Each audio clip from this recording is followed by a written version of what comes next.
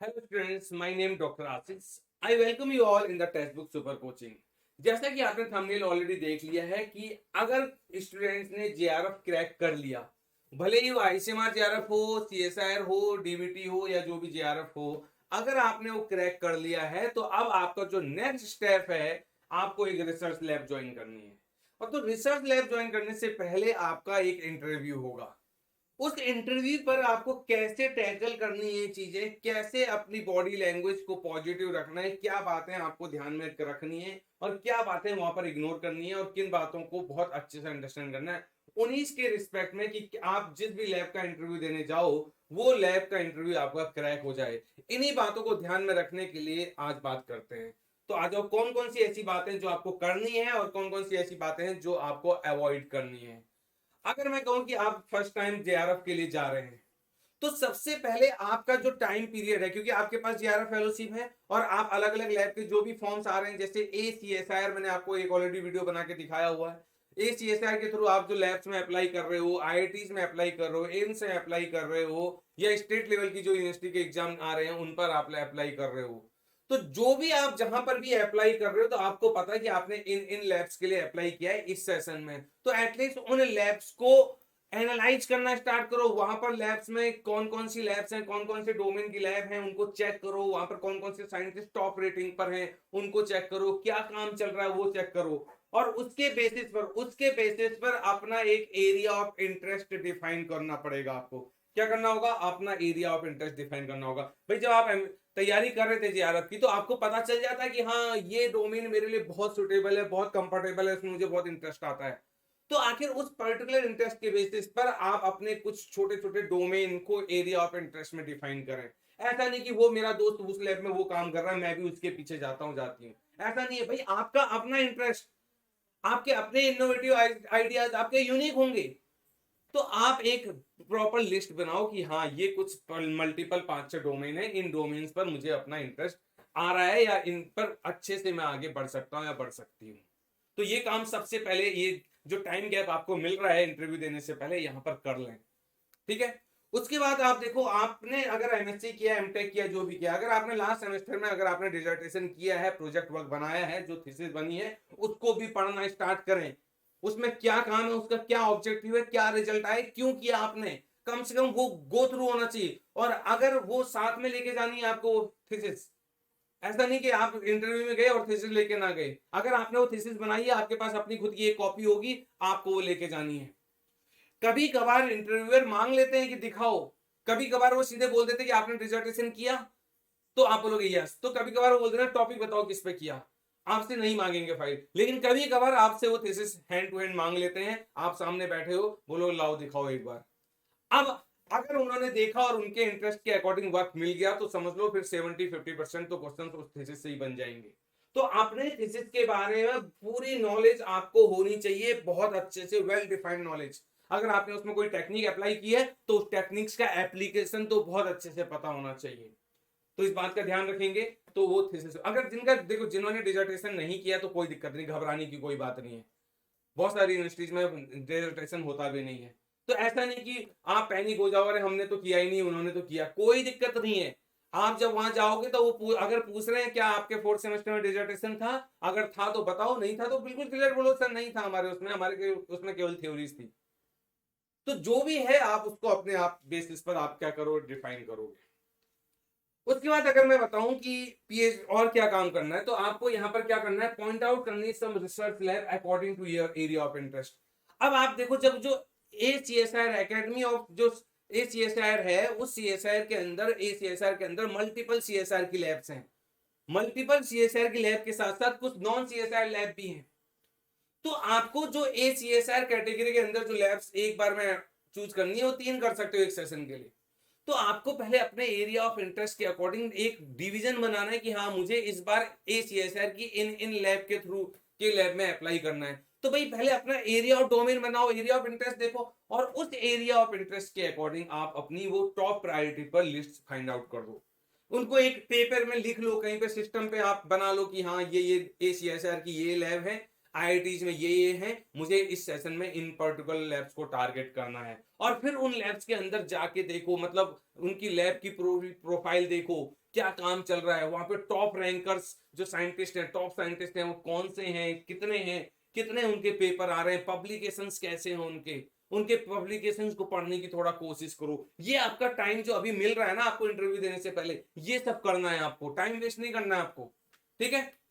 उसके बाद जो भी आपका टेक्निक्स, यहां पर देखो ये एक बहुत इंपॉर्टेंट पॉइंट है कि अगर आपको कोई टेक्निक्स की नॉलेज है या आपने कोई लैब चूज किया और उस लैब में बहुत बढ़िया काम चल रहा है कोई टेक्निक से रिलेटेड, तो एटलीस्ट वो जो टेक्निक्स वहां पर, जो इंपॉर्टेंट टेक्निक्स जो हर लैब में यूज होती है या उस लैब के लिए कुछ स्पेसिफिक टेक्निक्स वहां पर यूज हो रही है, तो एटलीस्ट उन टेक्निक्स का एप्लीकेशन पार्ट जरूर याद रखें। प्रिंसिपल याद हो रहा है नहीं हो रहा वो मैटर नहीं कर रहा, लेकिन आखिर वो टेक्निक्स का एप्लीकेशन क्या है, उस टेक्निक्स को क्यों क्यों किस किस वे में यूज कर सकते हैं, कम से कम उन टेक्निक्स के बारे में जरूर पता रखें। ये कोई बड़ा काम नहीं है। आप जो जो आप देखो भाई कौन कौन सी टेक्निक्स बायोलॉजिकल साइंस में यूज होती है, और जब आप कोई रिसर्च लैब देख रहे हो तो आपको पता चल जाएगा अच्छा इस रिसर्च लैब में ये स्पेसिफिक टेक्निक्स है। और अगर आप उस रिसर्च लैब में इंटरव्यू देने जा रहे हैं तो एटलीस्ट उन पर्टिकुलर टेक्निक्स का, जो अच्छी टेक्निक्स हैं, उनका एप्लीकेशन आप जरूर अपने माइंड पर रखें, तो उनको कहां कहां यूज कर सकते हैं, ठीक है। उसके बाद आपसे रिसर्च प्रपोजल, भाई बहुत सारी लैब में रिसर्च प्रपोजल मांगा जाता है, बहुत सारी लैब में रिसर्च प्रपोजल नहीं मांगा जाता। तो आपको जब आप फॉर्म भर रहे होगे तो वहां पर मेंशन हो जाएगा कि आपको इतने वर्ड्स का एक रिसर्च प्रपोजल लेके आना है। अब वो रिसर्च प्रपोजल क्या देखना चाह रहा है, ये नहीं कि जो रिसर्च प्रपोजल आप बना के जा रहे हो उसमें ही में आपको पीएचडी मिलनी है, ऐसा नहीं होने वाला। ये रिसर्च प्रपोजल तो केवल और केवल आपके थॉट्स को, आपकी राइटिंग स्किल्स को देखने के लिए मंगाया जा रहा है कि आप कैसे लिखते हो, आप कितना इनोवेटिव लिख रहे हो, कितना आपने कॉपी पेस्ट किया, ये सारी चीजें आपको चेक करने के लिए। तो जो भी आप रिसर्च प्रपोजल बनाए, प्रॉपरली रिसर्च पेपर के जो रिव्यू आर्टिकल्स हैं एक बार उनको जरूर पढ़ लें। अगर आपके माइंड में कोई डिसऑर्डर पर कोई काम करना है तो उस पर्टिकुलर डिसऑर्डर पर स्पेसिफिक कौन से टारगेट पर आपको काम करना है, तो उससे रिलेटेड आप पबमेड सेंट्रल में जाओ। पबमेड सेंट्रल के अंदर आप उस पर्टिकुलर डोमेन को डालो, उस टॉपिक को डालो, उससे रिलेटेड रिव्यू आर्टिकल सर्च करो। रिव्यू आर्टिकल, ध्यान रखना रिसर्च पेपर और रिव्यू आर्टिकल में डिफरेंस है। तो ध्यान रखना, आप रिव्यू आर्टिकल आप पढ़ो, उससे आपको ये आइडिया लग जाएगा कि अच्छा इससे रिलेटेड कितना काम हो चुका है और कितना काम अभी बचा हुआ है। तो आप अपने कुछ रिसर्च प्रपोजल में वहां से कुछ पॉइंट आउट कर सकते हो चीजों को। तो रिसर्च प्रपोजल बनाने के लिए कहीं ना कहीं आपको कुछ सर्टेन आपको रिव्यू आर्टिकल्स पढ़ने पड़ेंगे। ऐसे ही नहीं रैंडमली कुछ भी गूगल से उठा लिया या कुछ भी कर लिया, ऐसा नहीं है। तो प्रॉपर रिसर्च पेपर पढ़ के ही आपको पता चलेगा, रिव्यू आर्टिकल पढ़ के ही आपको पता चलेगा कि आखिर आप कितना किस तरह डायरेक्शन में सोच सकते हो, ठीक है। तो आप इसको टाइम दो, आपको टाइम देना पड़ेगा इन चीजों के लिए। इंटरव्यू से पहले आप इन चीजों को फोकस करें, ठीक है। उसके बाद at the time of interview, अब आपने, ठीक है, आपने कुछ एरिया ऑफ इंटरेस्ट, अब जब भी आप इंटरव्यू में जाओ अपने कुछ 2 3 4 डोमेन, एरिया ऑफ इंटरेस्ट के छोटे छोटे डोमेन फाइंड आउट करो। ऐसा नहीं कि आप वहां से, आप एग्जामिनर आपसे पूछेगा मेरा एरिया ऑफ इंटरेस्ट बताओ, अरे आप बोल रहे हो मेरा तो area of interest molecular biology है, मेरा जेनेटिक्स है। अरे ये ब्रॉड टर्म्स, ये ब्रॉड यूनिट नहीं बतानी है आपको, इनके भी अंदर स्पेसिफिक सब डोमेन बताने, छोटे छोटे डोमेन। नहीं तो मोल बायो में तो एग्जामिनर बोलेगा क्या क्या पढ़ो, क्या क्या करोगे भाई, इतना बड़ा वास्ट है।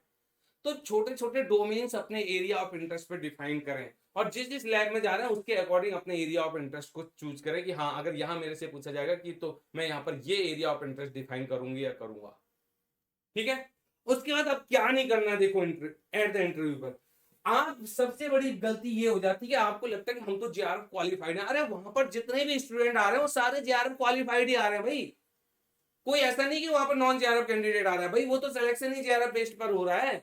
तो ओवर कॉन्फिडेंस में नहीं रहना है कि मैं तो बस जाऊंगा और जाऊंगी और जेआरएफ और इंटरव्यू क्रैक करके आऊंगा, नहीं भाई नहीं। वहां पर जो पैनल होता है आजकल, उस पैनल में साइकोलॉजिस्ट भी बैठे रहते हैं, और वो केवल और केवल आपके वे ऑफ एक्सप्रेशन, आपके बॉडी लैंग्वेज को ऑब्जर्व कर रहे होंगे। वो आपसे क्वेश्चन नहीं पूछने वाले हैं, क्वेश्चन जो एग्जाम मेन आपके इंटरव्यूअर है वो पूछ रहे हैं, जो आपके पीआई बनेंगे। एक अगर वहां पर दो, एक इस कोने में इस कोने में अगर साइकोलॉजिस्ट बैठे तो वो केवल और केवल आपके वे ऑफ एक्सप्रेशन, आपकी बॉडी लैंग्वेज, आपके बोलने के तरीकों को चेक कर रहे हैं। तो ओवर कॉन्फिडेंस में नहीं रहना है। जो भी आंसर आ रहा है आप प्रॉपरली उसका बहुत अच्छे से बिल्कुल सिंप्लिसिटी में आंसर दें, और अगर आपको वो नहीं आता है तो एग्जामिनर को घुमाने की कोशिश ना करें अननेसेसरी। आप सीधे बोले सर मुझे इसमें ज्यादा अभी नॉलेज नहीं है, या सॉरी बोल के बोले सर प्लीज नेक्स्ट क्वेश्चन। आप अगले क्वेश्चन को उनको बुलावा दे दें। अननेसेसरी आप घुमाए जा रहे भाई, उनको बहुत अच्छे से पता है कि आप क्या घुमाना चाह रहे हो। तो ओवर कॉन्फिडेंस में बिल्कुल ना रहें। उसके बाद बॉडी लैंग्वेज बहुत मैटर करती है। जो भी आप बोलें एक प्रॉपर कॉन्फिडेंस के साथ बोलें। ऐसा नहीं कि आपकी आवाज ही नहीं निकल रही है, पैर कांप रहे हैं, बॉडी कांप रही है, ऐसा नहीं होना चाहिए। आप वहां जाएं, एक कंफर्ट पोजीशन पे बैठें और अपने जो भी आपके आंसर हैं, जो भी आपको डिफेंड करना है, एक प्रॉपर वे में डिफेंड करें, एक पॉजिटिव एटीट्यूड के साथ डिफेंड करें। आवाज प्रॉपर निकलनी चाहिए, आवाज में कंपन नहीं होनी चाहिए, और जो आपको आ रहा है वो कॉन्फिडेंटली बोलें। ठीक है, ओवर कॉन्फिडेंस नहीं दिखाना है और अपनी बॉडी लैंग्वेज को पॉजिटिव रखना है। तो ये चीजें अगर आप कर लोगे ना तो आप देखना आराम से आपका एग्जाम पहले ही बार में आपका पीएचडी का जो इंटरव्यू है वो आपका क्रैक हो जाएगा। तो देखा देखी में चीजें नहीं करनी है कि मेरा दोस्त ने ये कर दिया, मेरा दोस्त ने वो कर दिया, और अरे मेरे दोस्त ने तो वहां पर इतना कॉन्फिडेंस दिखाया, ओवर कॉन्फिडेंस दिखाया, साइंटिस्ट उससे खुश हो गए। कुछ नहीं हो रहा। आपका अपना खुद का इंटरव्यू है, आप अपने अकॉर्डिंग डील करें, आप अपने कॉन्सेप्ट को स्ट्रॉन्ग करें। और हाँ, सीएसआर में जो आपने पढ़ा है कम से कम उसके बेसिक्स ना भूल जाएं, आप बेसिक्स को कवर करते हुए जाएं, और जितनी भी टेक्निक्स आपने पढ़ी हैं एटलीस्ट उन टेक्निक्स के मोस्ट कॉमन एप्लीकेशंस को जरूर पढ़ के जाएं। ये टेक्निक्स क्यों क्यों यूज हो सकती है, ये टेक्निक्स किस लिए यूज होती है, एटलीस्ट थोड़ा टेक्निक्स के एप्लीकेशन पार्ट को जरूर फोकस करें। ठीक है, तो इस तरह से आप कोई, और दूसरी बात, जितनी भी आपको अपॉर्चुनिटी मिल रही है रिसर्च लैब में इंटरव्यू फॉर्म भरने की, सब में भरें। भले ही आपको वहां नहीं जाना है, भले ही आपका इंटरेस्ट नहीं है, भले ही आप उस रीजन पे उस स्टेट में नहीं जाना चाहते हो, लेकिन इंटरव्यू देने जाओ। आप इंटरव्यू देने जाओ आप, क्योंकि जितने ज्यादा इंटरव्यू दोगे आप उतना ही आपका सराउंडिंग आपको उतना ही वैसे उस डायरेक्शन में पॉजिटिव वाइब्स देगा। फेस करो ज्यादा से ज्यादा, जितना ज्यादा से ज्यादा इंटरव्यू फेस करोगे उतना ही एक अलग लेवल का कॉन्फिडेंस अंदर आएगा। कोई दिक्कत नहीं है कि आपको उस लैब को ज्वाइन करना है नहीं करना है, उस स्टेट में जाना है कि नहीं जाना, मत जाओ ना, मत ज्वाइन करो। अगर हो जाता तो मत ज्वाइन करो, लेकिन इंटरव्यू फेस करने जाओ, ज्यादा से ज्यादा इंटरव्यू फेस करो। क्योंकि आपको अपॉर्चुनिटी मिल गई है, पता चला आपने एक इंटरव्यू दिया और आप आराम से भाई हो गया सिलेक्शन, बैठ गए आराम से। अरे अपने आप को आगे भी तो बढ़ाना है। दूसरी जगह लैब में देख के आओ ना, एक्सपोजर देख के आओ वहां पर। अच्छा वहां उस लैब में जा रहे हो, कौन कौन सी लैब्स हैं, कैसे कैसे साइंटिस्ट हैं, वहां का एक्सपोजर लेके आओ।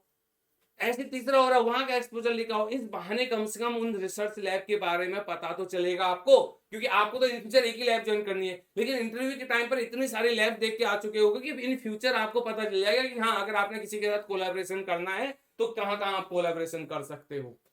तो एटलीस्ट अपने आप को ब्रॉड माइंडेड वे में रखो और ज्यादा से ज्यादा इंटरव्यू देने की कोशिश करो। ठीक है, तो होपफुली ये होना चाहिए। इतनी बातें आप ध्यान में रखो तो कोई दिक्कत नहीं, आराम से आपका इंटरव्यू क्रैक होने वाला है। और मैं आपको बता दूं कि ऑलरेडी आप देखो 21 से लेकर 23 अगस्त तक ये एक ऑलरेडी एक बहुत ही बढ़िया सेल आपके पास सामने आई है, और सीएसआई की तैयारी आप दिसंबर वाली कर रहे हैं तो दिसंबर 23 के लिए जो कंप्लीट कोर्स है, कंप्लीट आपका सब्सक्रिप्शन है, वो आप ले सकते हैं 787 पर। और ये वैलिडिटी टिल एग्जाम तक रहेगी, और प्राइस बहुत रिड्यूस हो चुका है, और इसको लेने के लिए आपको ASHISSG कूपन कोड अप्लाई करना है। ठीक है, और दूसरी खास बात, अगर आप हमारे साथ ये YouTube सेशन ज्वाइन करोगे तो इसमें भी आपको बहुत फायदा होगा। इसमें क्या होगा, आप देखो ये जो 7 बजे मेरी क्लास YouTube पर संडे टू थर्सडे YouTube पर चलती है, और 8 बजे Sunday to Thursday master class app में चलती है। ये क्लासेस फ्री हैं, और यहां से भी आप अपने लेवल और अपने कॉन्फिडेंस लेवल को बढ़ा सकते हो। और ऊपर ये आपका टेलीग्राम चैनल आ रहा है। अगर आपने अभी तक ये टेलीग्राम चैनल नहीं ज्वाइन किया है तो इस टेलीग्राम चैनल का लिंक नीचे डिस्क्रिप्शन पे आ रहा है मोर पर, वहां जाके इसको ज्वाइन कर लें। ठीक है, तो आप कनेक्टेड रहें, इस तरह से मिलते रहेंगे। Thank you all.